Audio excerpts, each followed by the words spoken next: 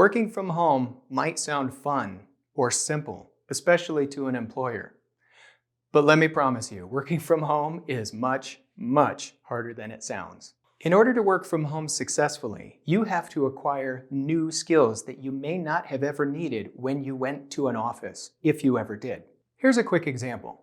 If you're a really good welder and you went to welding school and you're great at welding things, you might be the best welder you could be. But that does not mean you're a good teacher of welding to other people who want to learn it. In fact, you could be a fantastic welder but have dismal teaching skills. Teaching skills are very different than welding skills. People confuse these sometimes. Just because you're good at your craft doesn't mean you're good at explaining your craft to other people.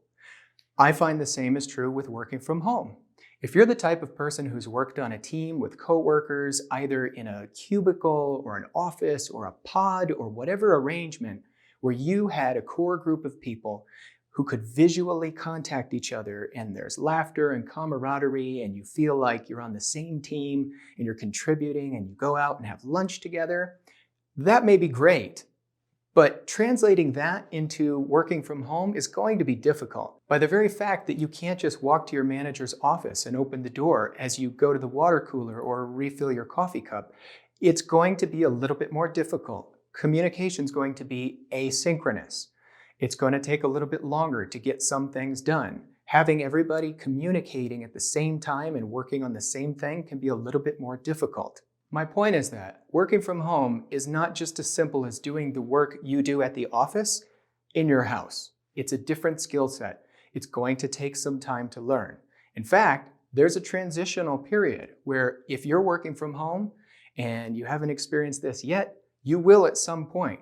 The transition can be fairly difficult, not just for you, but for your teammates, your coworkers, or your clients. If you're experiencing a shift in the way that you do work from the office to home, there will be some awkward bumps along the path.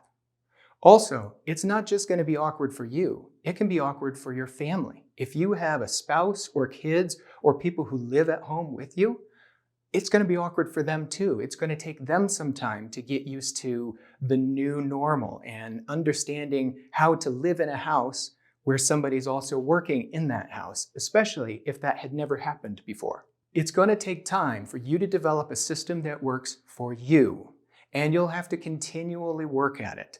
I've been working from home on and off for 15 years, and I still make mistakes and still struggle with some really, really basic concepts.